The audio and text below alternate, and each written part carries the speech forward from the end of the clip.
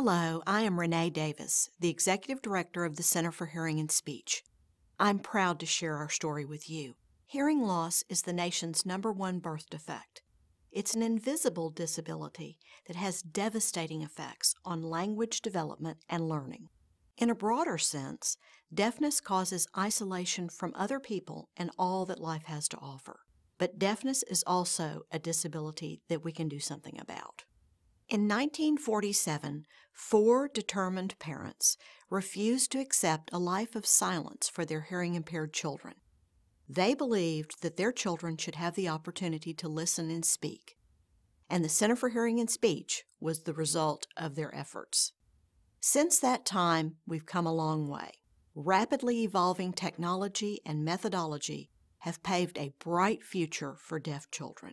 Today, the Center offers the most comprehensive resources in the region to identify hearing loss in children and address their health, educational, and emotional needs, and it's all under one roof.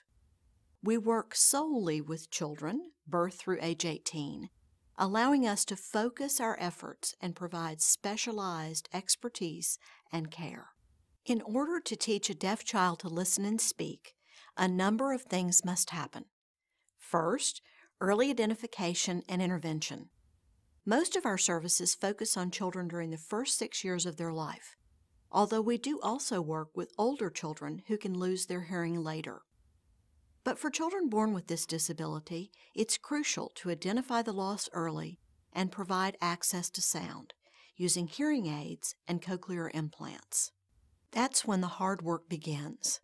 After a child is identified with a hearing loss, we begin intensive therapy and education to teach them to listen and speak. The core of our organization is the Melinda Webb School, the only school in Houston that focuses on oral communication for deaf children. In addition to direct services, the center has a broader community impact. We provide hearing screenings to thousands of children in low-income areas and educate them on hearing loss prevention. And we work to change perceptions about hearing loss through various community outreach initiatives. We inform professionals and the general public that spoken language is a real possibility for deaf children when given the proper tools. Our success is possible because of the generous investments of individuals, foundations, and corporations. Supporting us makes financial sense because our work early on equals $400,000 in savings in special education costs for each child that goes through our programs. We'll need an even larger circle of friends in the coming years to manage the continued growth of the organization. In closing, I challenge you to think about how many times you listen and speak throughout the day. Consider how important communication is to your happiness and well-being. This is why the center exists, to give deaf children the same opportunities we have.